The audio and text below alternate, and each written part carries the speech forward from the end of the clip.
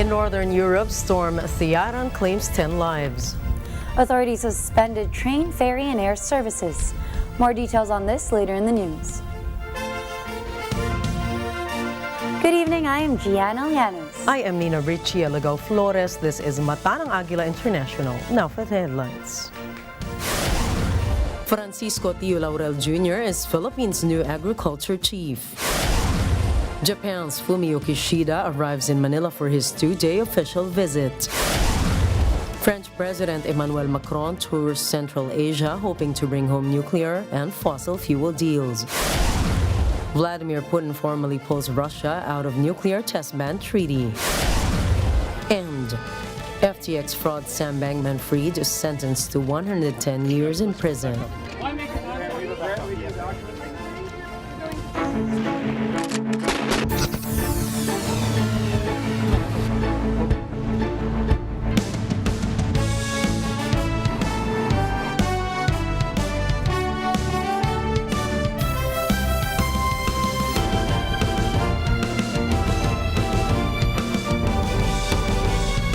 An oil price rollback is set to take effect next week. Oil industry sources project that gasoline prices may possibly drop by 40 to 60 centavos per liter. Kerosene, on the other hand, could decrease by 80 centavos to 1 peso and 5 centavos per liter. Meanwhile, diesel price is predicted to be lowered by 1 peso to 1 peso and 30 centavos per liter. The recent price changes led to a year-to-date net increase of 14 pesos and 20 centavos per liter for gasoline, 10 pesos and 45 centavos per liter for diesel, and 5 pesos and 4 centavos per liter for kerosene.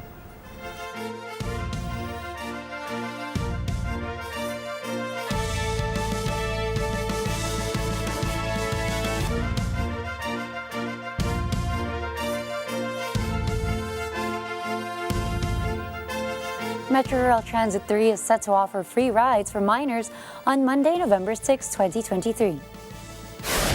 This was announced by the National Council for the Welfare of Children, or NCWC, in celebration of National Children's Month.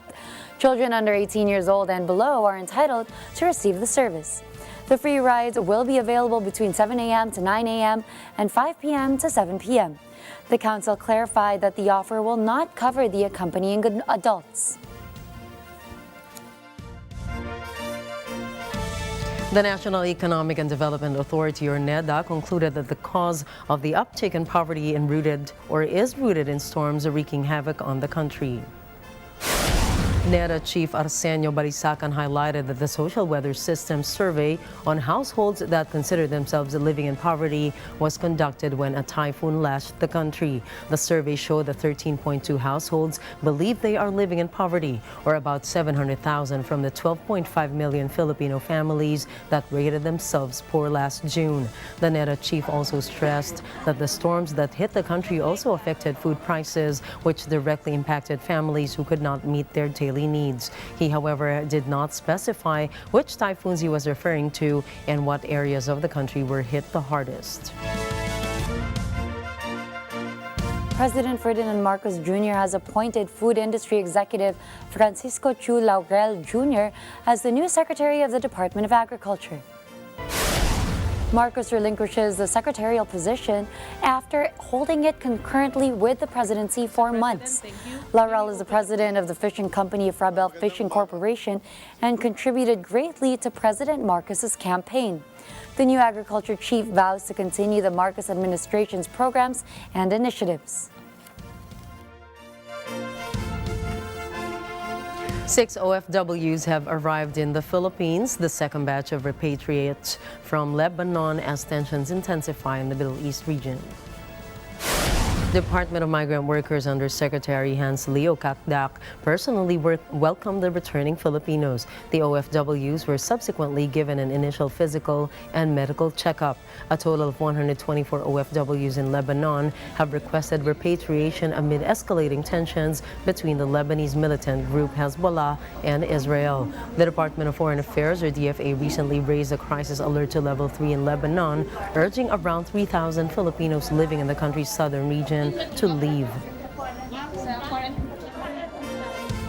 Japanese Prime Minister Fumio Kishida has arrived in Manila for his 2-day official visit to the country. This is followed by President Ferdinand Marcos Jr.'s 5-day working visit to Japan, where he secured $13 billion in investment pledges. The official visit is said to boost defense, security, and economic cooperation between the two nations. The President and Kishida are set to discuss issues on the West Philippine Sea, trade and investment, as well as Japan's official development assistance in their bilateral meeting. The Japanese Prime Minister will also address the Philippine Congress tomorrow in a special joint session.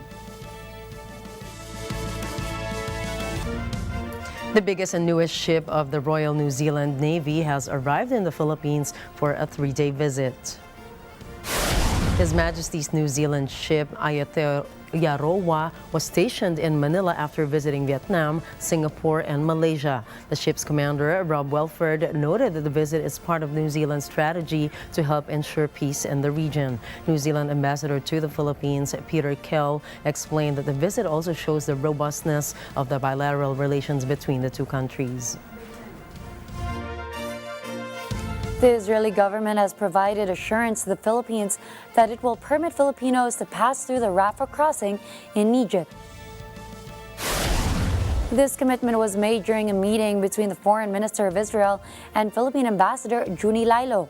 The Rafah crossing point is the sole passage between Egypt and the Gaza Strip, situated on the Gaza-Egypt border. In addition to this, the Philippine government has extended its assistance to citizens of Thailand, Vietnam, and other Southeast Asian nations who were stranded at the crossing and seeking to leave the besieged city.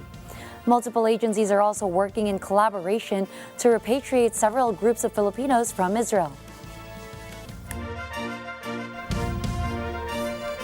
The Philippines has offered help to ASEAN nationals trapped in Gaza through the Rafah border crossing once it is opened. President Ferdinand Marcos Jr. disclosed that buses are waiting outside the Rafah borders. He added that the Philippine Embassy in Cairo is on standby. We have also offered our assistance to other ASEAN countries. Maraming Thai, may mga Vietnamese, meron mga iba't iba. So sabi namin kung sino mauna, magtulungan na lang tayo. And it looks like we are the ones there first because ang presence naman ng Pinoy in the area is much higher than the others. According to the Israel government, the Rafah crossing will be opened at any time between today and tomorrow. Coming up, Australian Prime Minister Anthony Albanese seeks to heal old wounds as he visits China this November. The United States passes multi-billion aid to Israel against Hamas. And Italian Prime Minister Giorgia Meloni discusses Ukraine conflict fatigue prank call. Stay tuned with Agila International. We'll return for more global news.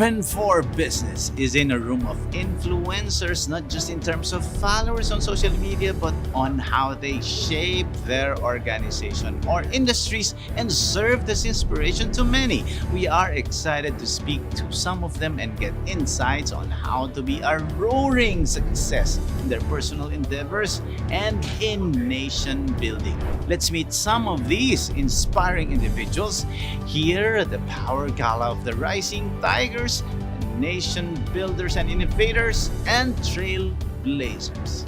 We're doing this kind of activity to present the future leaders for the next 20 years.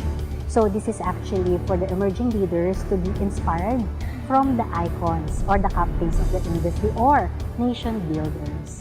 Open for Business with Cesar Vallejos, Sunday, 9 p.m.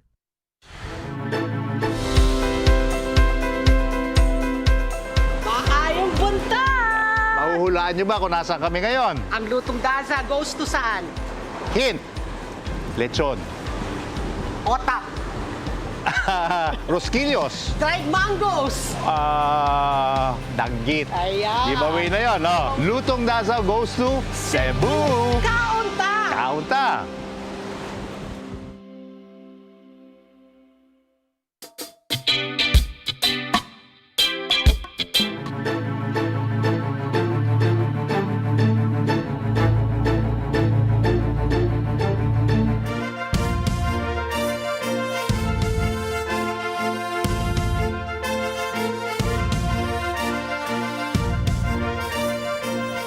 Welcome back to Mata ng Agila International.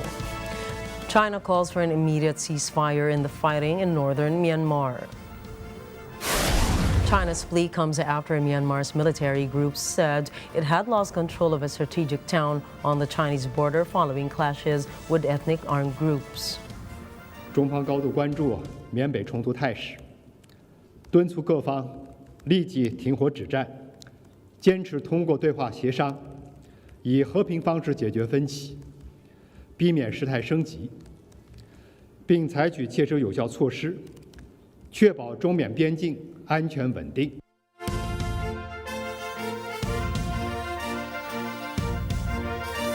The Three Brotherhood Alliance, part of a coalition of 7 ethnic armed organizations, launched a coordinated attack on multiple military outposts in the northern Shan state along Myanmar's eastern border with China. This operation, known as Operation 1027, is aimed at asserting and defending territory against Myanmar military incursions, challenging the oppressive military dictatorship, and addressing online fraud along the border. The Three Brotherhood Alliance consists of the Myanmar National Democratic Alliance Army, Tang National Liberation Army, and Arakan Army. Their offensive signifies their full involvement in the conflict, and there is growing public anticipation that this operation could generate enough momentum to potentially defeat the military regime once and for all.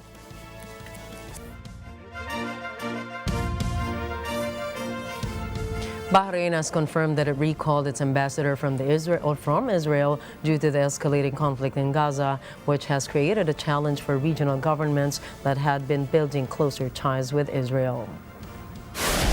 Bahrain's lower house of parliament has clarified that not only the ambassador's recall, but also the economic relations with Israel have been severed. However, the Israeli government has stated that its ties with Bahrain remain stable. The statement from the Bahraini administration did not explicitly mention cutting economic relations, but did note that flights between the two countries were temporarily suspended.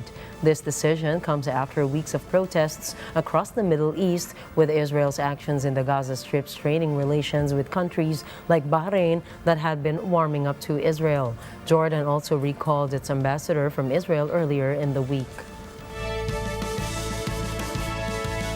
Australian Prime Minister Anthony Albanese is set to touch down in Beijing in the coming days, signaling the first visit by an Australian leader to China in 7 years.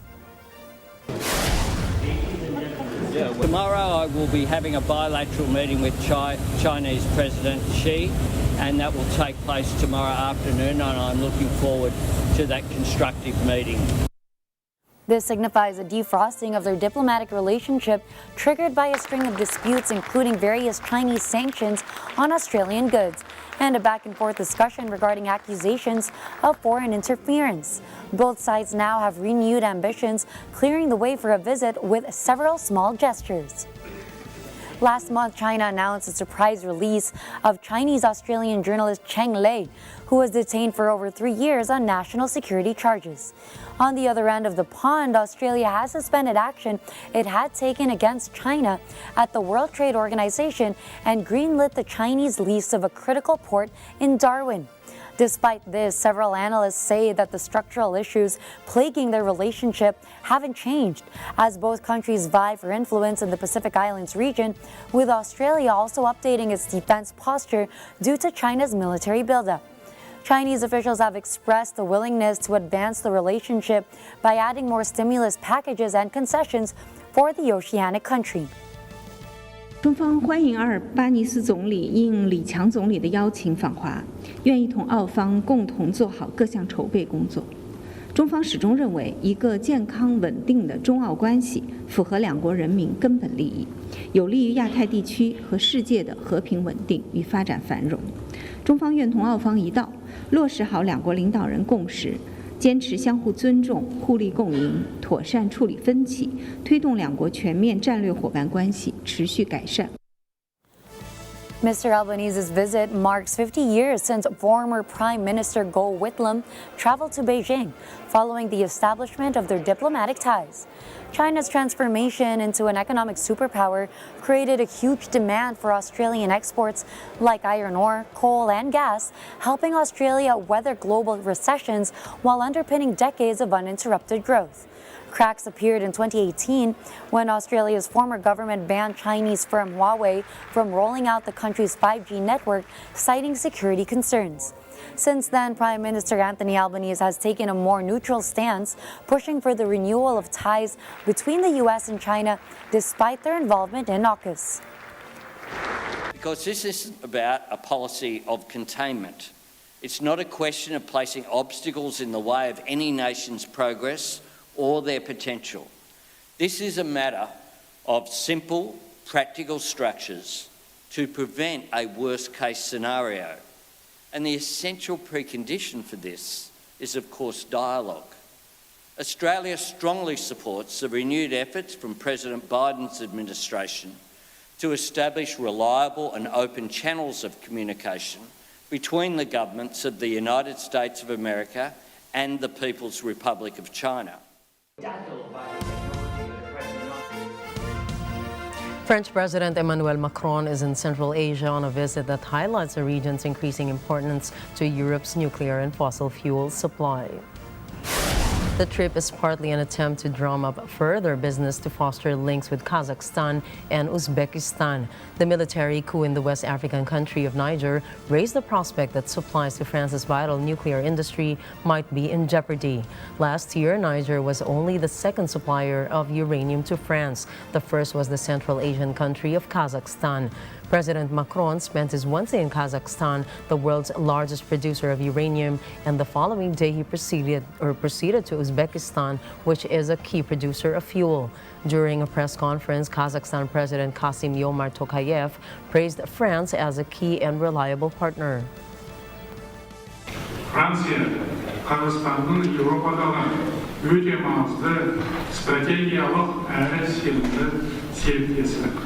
Président, je vous remercie de cette invitation qui vient en effet 15 ans après la signature et l'officialisation de notre partenariat stratégique et à un moment même où la vigueur de celui-ci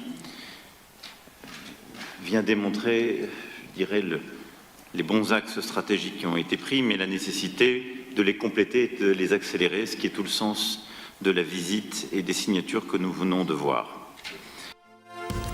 With Russian oil exports to the EU having dropped precipitously since the invasion of Ukraine, Kazakhstan is now the EU's third largest petroleum supplier after Norway and the US. It is Central Asian uranium that is of particular interest to France, which relies on nuclear energy to generate more than 60% of its electricity, the highest share of any country. In return, Kazakhstan is seeking French know-how as it seeks to develop its engineers and domestic nuclear power industry. Aucun président français n'était venu dans la région depuis François Mitterrand. Ça n'était pas tout à fait normal. Nous corrigeons cela. Et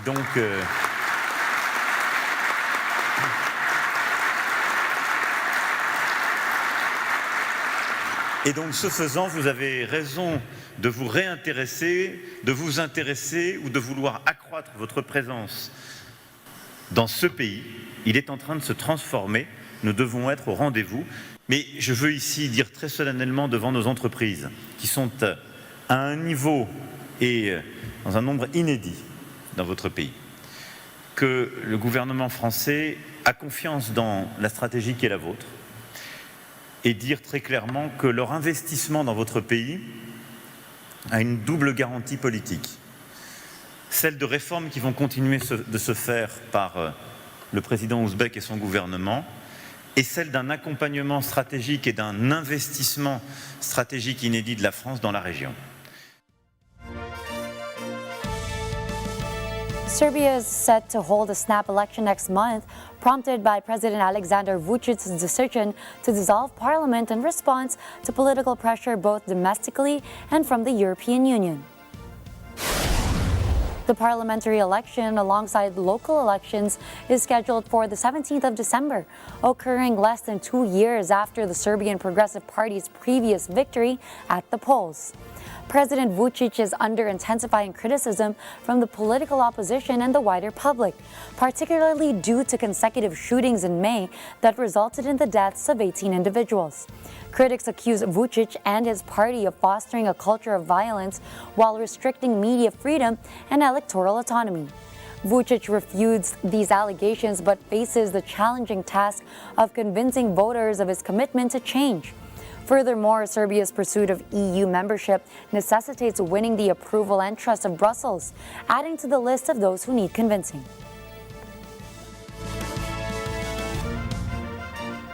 U.S. House Speaker Mike Johnson has indicated that a decision regarding the potential impeachment of Joe Biden will be reached in the near future. Kevin McCarthy, Johnson's predecessor, had initiated the inquiry into the president's conduct back in September prior to being removed from the speaker's post amidst tensions with extremist Republicans and Democrats. The focus of this investigation centers on allegations of corruption involving President Biden and his family, with particular attention to his son, Hunter Biden. The investigation had been put on hold for several weeks as the House dealt with McCarthy's removal. Now, the decision of whether and how to proceed with the inquiry stands as one of the significant issues for Speaker Johnson to address. U.S. President Joe Biden says that 74 American citizens have been evacuated from the Gaza Strip.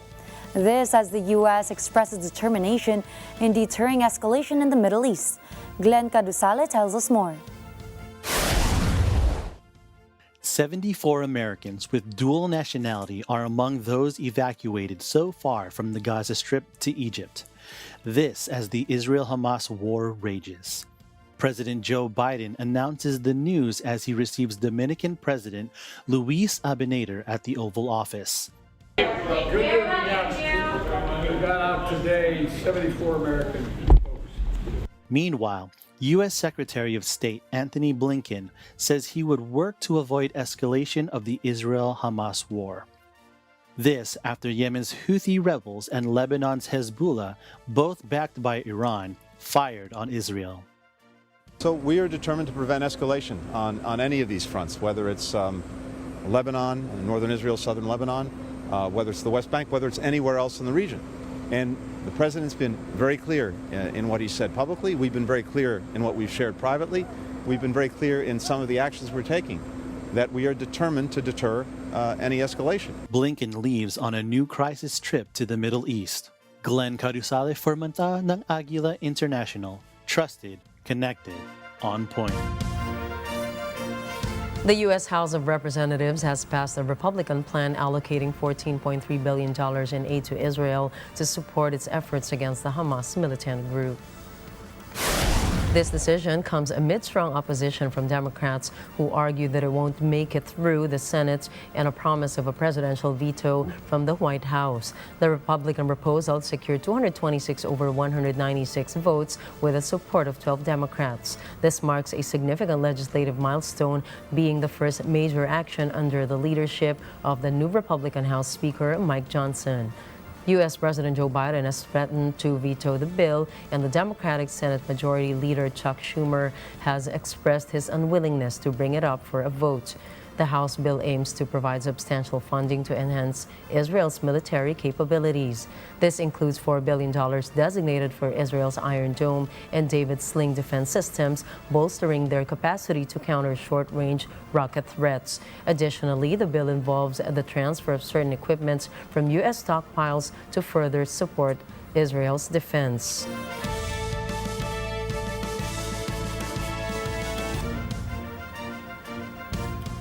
Italian Premier Giorgia Meloni's office has expressed regret that she fell prey to a prank call that allegedly induced her to acknowledge fatigue over the war in Ukraine.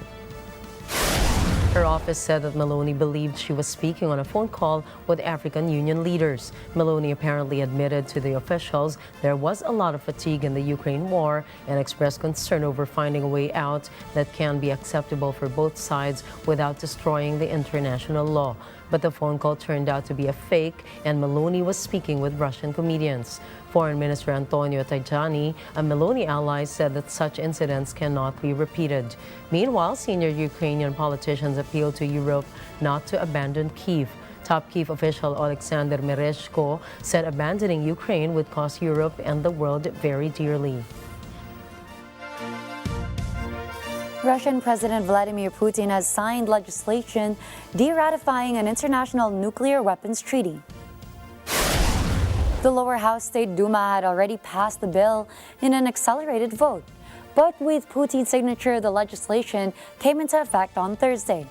Moscow says the abandonment of the 1996 treaty aims to bring Russia into line with the United States.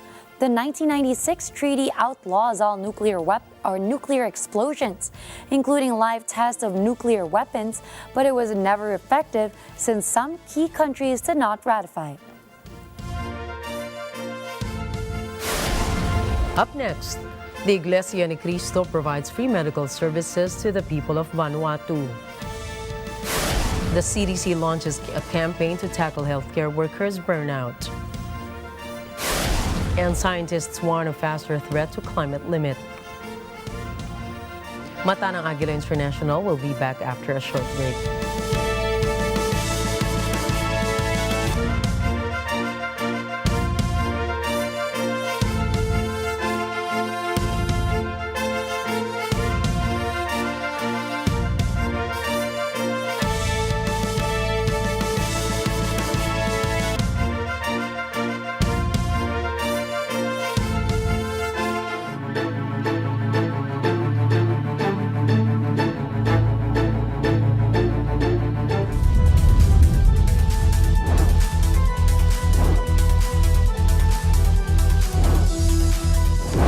Dito, ang inyong sumbong siguradong may responding katapat. Hindi nagdadalawang isip na tumulong sino man ang nangangailangan. Grupo ng mga nanay na tumutulong sa mga batang may sakit at special child, makikilala na. Librarian na may sariling estilo sa pagkukwento, kinagigiliwan ng mga bata sa Maynila. Pag-asawang tumutugon sa pangangailangan ng kanilang mga kababayan na ating kilalanin. Every time po na may extra kami, sinishare po namin sa kanila. Sabado, alas 6 hanggang alas 7 ng gabi, ito ang Responde, Mata ng Mamamayan.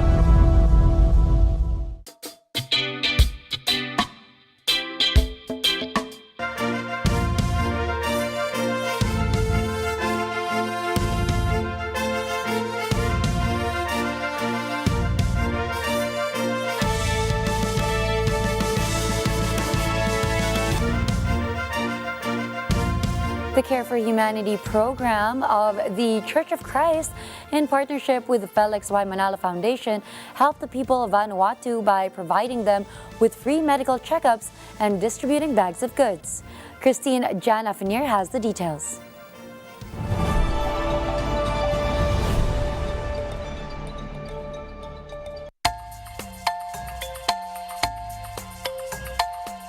Vanuatu is a country of islands in the southwestern Pacific Ocean, consisting of a chain of 13 principal islands and many smaller islands.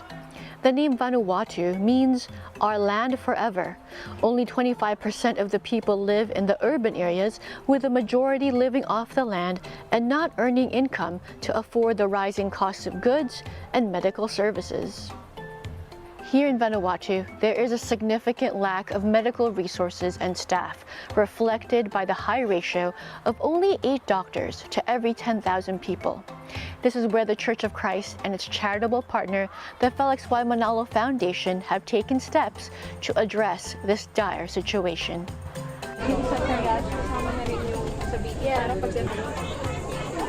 Here, this one.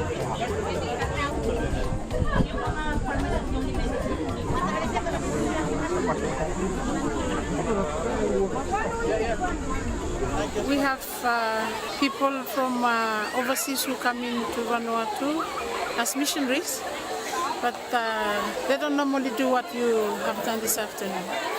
It's unique of its own. Since I've been here, I've never seen one like this.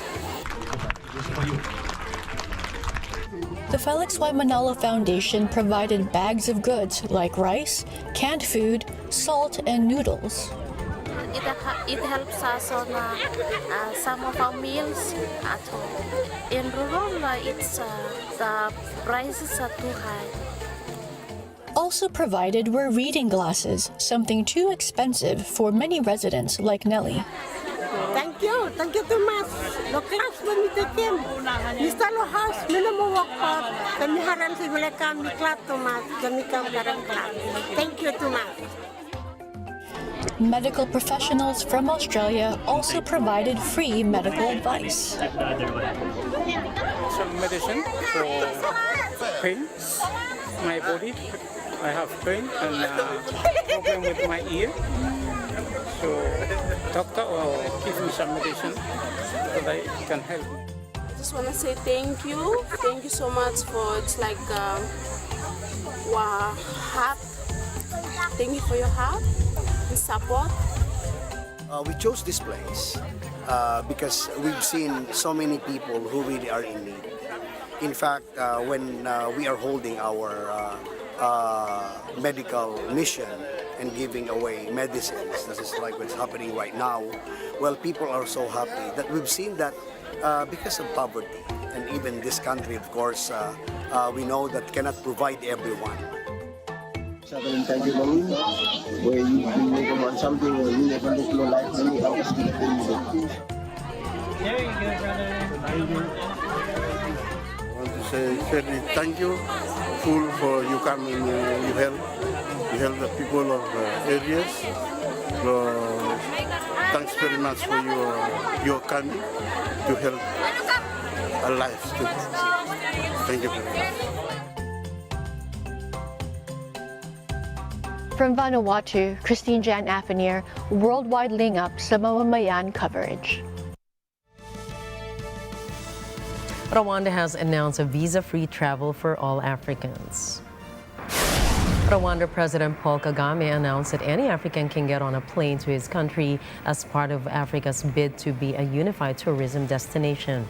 Meanwhile, Kenya President William Ruto also announced plans to allow all Africans to travel to the East African nation visa-free by December 31st. In 2016, the African Union, or AU, launched its passport claiming it would rival the European Union model. AU's visa-free travel is aimed at removing restrictions on Africans' ability to travel, work, and live within their continent.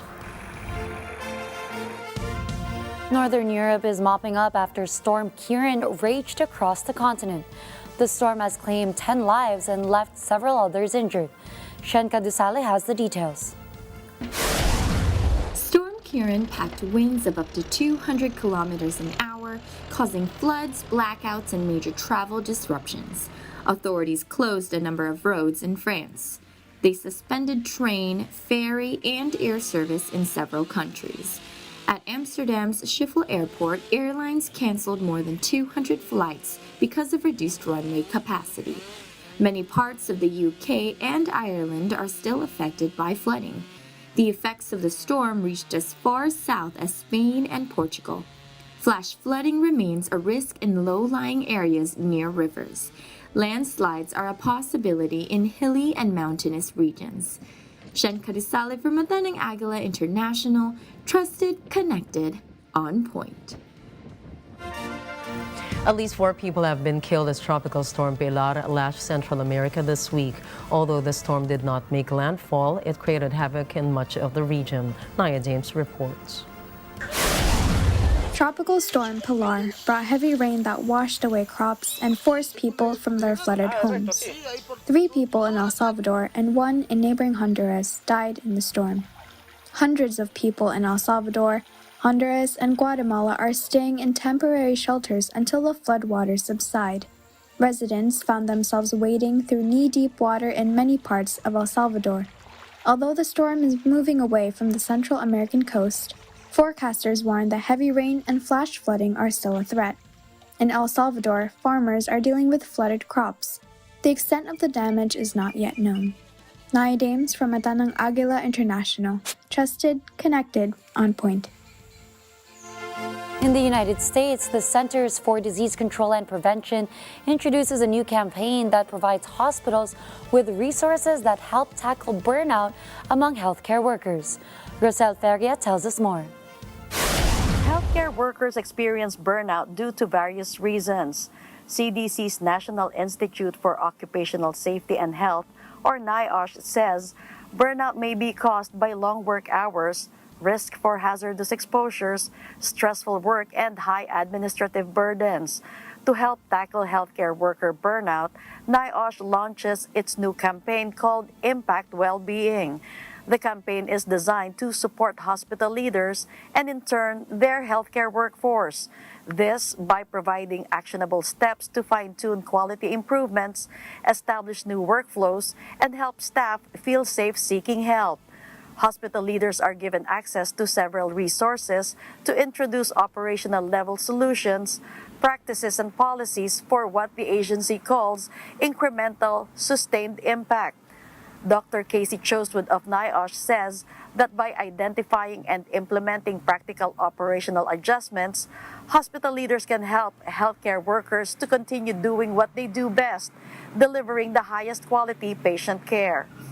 In the U.S., a recent study reveals that 50% of its health worker respondents, from physicians to nurses to clinical and non-clinical staff, reported burnout.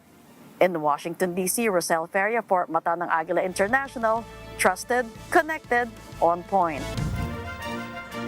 On Thursday, the Colombian government accused the ELN guerrilla group of kidnapping Liverpool winger Luis Diaz's parents in their hometown last weekend.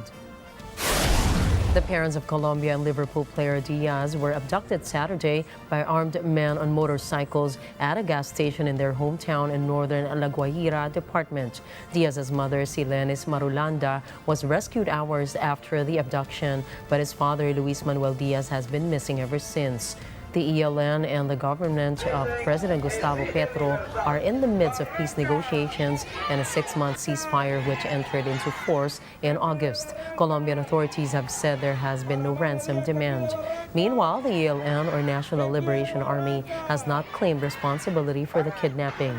The ELN in Colombia's last recognized guerrilla group and had started as a leftist ideological movement in 1964 before turning to crime.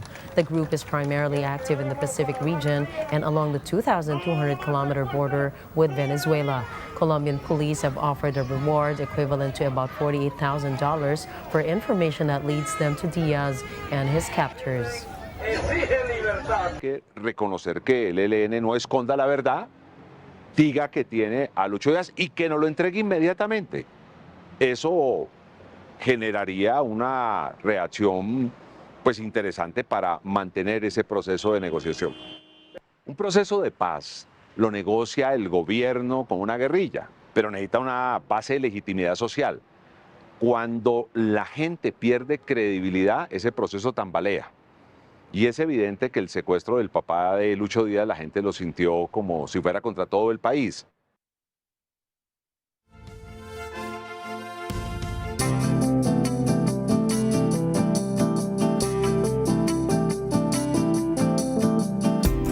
Scientists warn that fuel and carbon emissions are threatening a key climate threshold faster than previously thought.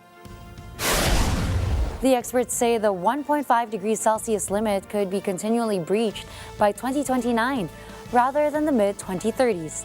The 1.5 degrees Celsius figure is a key component of the promises made by political leaders when they signed the Paris Climate Agreement in 2015. Scientists say that increasing levels of carbon dioxide and other gases in the atmosphere raise temperatures since gases are trapped in the Earth's radiation. This situation leads to greenhouse effect. The experts worry that soon the world will have emitted enough greenhouse gases to keep temperatures at high levels. Global leaders are due to meet at the United Nations Climate Change Conference in Dubai from November 30 to December 12 of this year. Sources say the participants will discuss projects to reduce carbon and fuel emissions to keep addressing climate change. Meanwhile, primary schools were shut across India's capital on Friday as harmful smog engulfed the city. According to monitoring firm IQ Air, levels of the most dangerous PM 2.5 particles were on Friday and are almost 35 times the daily maximum recommended by the World Health Organization. Smoke from farmers burning crop stubble, vehicle exhaust, and factory emissions combine every winter to blanket Delhi in a choking haze. The public health crisis has persisted for decades, and researchers have blamed the smog for hundreds of thousands of premature deaths across India. Last month, the Delhi government put in place a comprehensive ban on manufacture, sale, and use of firecrackers within the city. Health professionals are reporting increasing cases of asthma and lung issues among the residents. They were advised to wear face masks outside at all times and issues not to go out in the open unless absolutely necessary.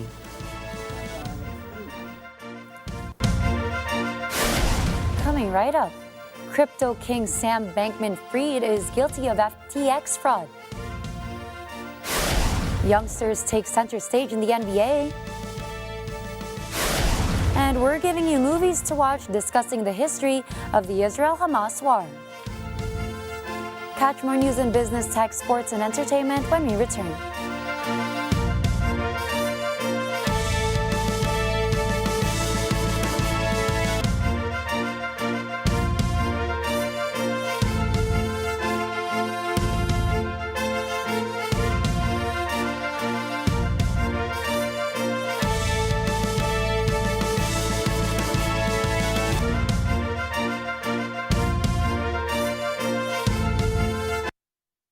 Nai-stress rin ba kayo sa tuwing nasisilip ang bill nyo sa kuryente kada buwan? Parang imposible na raw pagkasyahin ng halos 2,000 piso para sa kuryente. Nagkaroon ng restriction doon sa Malampaya supplies para hindi ho tayo magkaroon ng energy security issue. Gumamit sila po ng mas mahal na fuel, yung liquid condensate. Tumaas ang presyo ng krudo, tumaas din ang interest rates sa pangunguna ng bansang Amerika. Talaga magkakaroon ng price hike, hindi lamang sa kuryente, pero sa iba't ibang mga bilihin natin. Pagtaas ng presyo ng kuryente, mapipigilan pa nga ba? Mag-reality check tayo.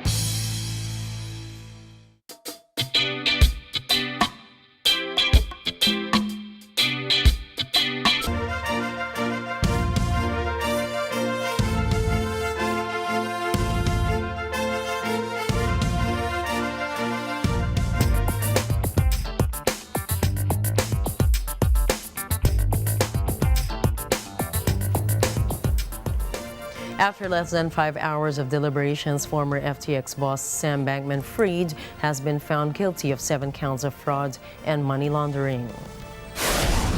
New York Judge Louis Kaplan has set a sentencing date in March for each of the most serious charges. Bankman-Fried faces up to 20 years in prison, adding up to more than 100 years. United States Attorney Damian Williams says Bankman-Fried's case has always been outlying, cheating, and stealing. Prosecutors state the former crypto king stole billions of dollars from clients and helped to precipitate the collapse of FTX. Bankman-Fried's attorney, Mark Cohen, says they are considering to appeal the court's decision.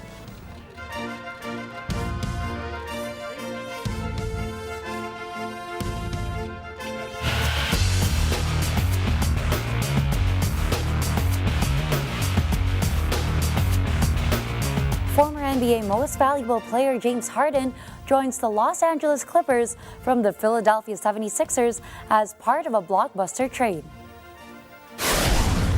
According to reports, the deal will send Harden, PJ Tucker, and Filip Petrusev to the Clippers in exchange for Marcus Morris, Robert Covington, Nicholas Batum, KJ Martin, and some future draft picks. The trade ends the standoff between Harden and the 76ers, where he expressed frustration by calling team president Daryl Morey a liar.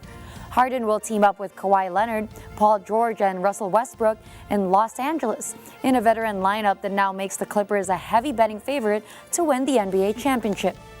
Meanwhile, around the association, the #1 pick teen phenomenon Victor Wembanyama came up big as the San Antonio Spurs defeated the Phoenix Suns. This after he led the Spurs to hold off a late Phoenix rally 132-121 with a career high of 38 points and 10 rebounds. For the Suns, the returning Devin Booker led the team 31 points while Kevin Durant added 28. This was the second time the Spurs defeated the Suns in 2 nights this season, where they stunned Phoenix on Tuesday after raising a 20-point third-quarter deficit. In Salt Lake City in Utah, another teen phenom shines as Paolo Banchero led the Orlando Magic in the victory over the Utah Jazz 115-113. This after he scored 30 points with a go-ahead deciding layup to give Orlando's win. The 2023 Rookie of the Year also had 9 rebounds, 5 assists, 3 steals, and 2 blocks. For Utah, Lauri Markkanen led the team with 22 points, Jordan Clarkson added 21, and John Collins contributed 20 points and 10 rebounds.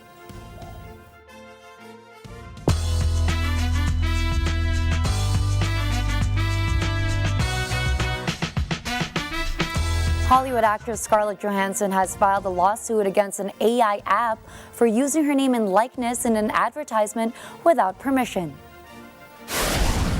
The app, X by Lisa AI, 90s yearbook and avatar, has posted a 22-second ad featuring behind-the-scenes footage of Johansson from her upcoming Marvel film Black Widow. The ad has since been taken down since it was spotted on October 28. Johansson's lawyer has taken appropriate legal actions, and they will pursue all available remedies. The legal action of Johansson against the AI app comes just a month after Hollywood actor Tom Hanks warned his fans about a dental plan advertisement that he claimed was using an AI version of him. With everything happening in the world right now, education and artwork work hand in hand to help bring light to the untold stories of people around the world. Stephanie Mayo has her pick. Cinema is a powerful medium with the ability to break down misconceptions and communicate history. With the ongoing Israel-Hamas war, it is crucial for an individual to understand Israel's apartheid against Palestinians through cinema. Here are 5 films you can now stream on Netflix to better understand the decades-old Israel-Hamas conflict.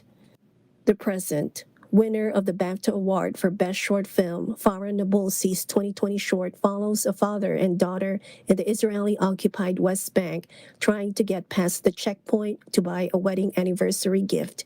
It's a tense and emotional 24 minutes.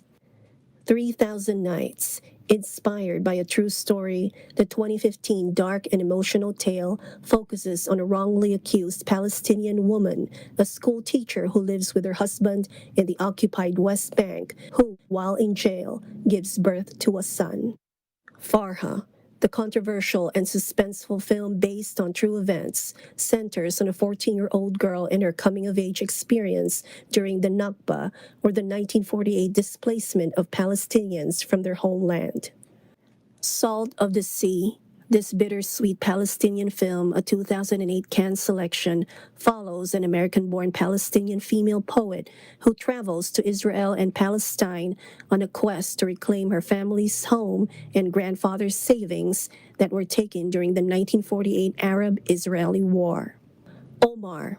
Omar is a suspense drama that follows a young Palestinian man named Omar, whose girlfriend Nadia lives on the other side of an Israeli-built boundary wall. Omar regularly scales the wall to visit her.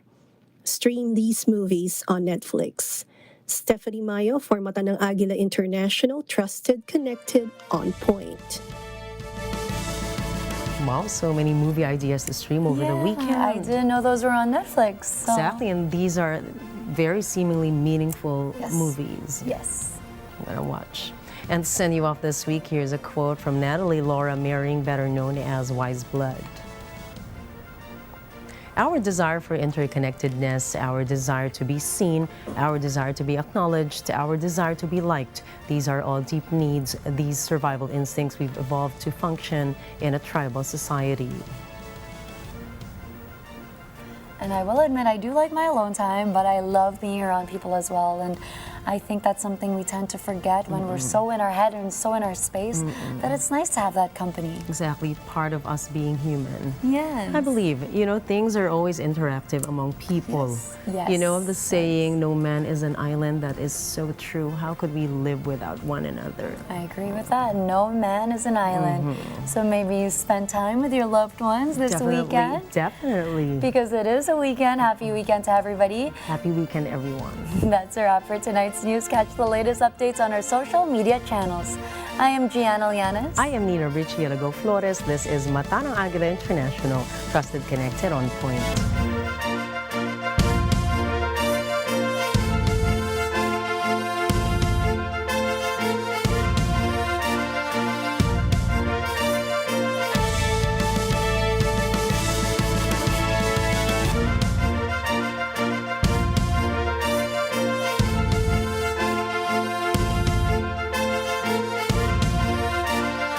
Thank you for choosing Mata ng Agila International as your trusted news source, keeping you connected to the world and on point with stories from around the globe. Follow, like, and subscribe to @Net25 TV.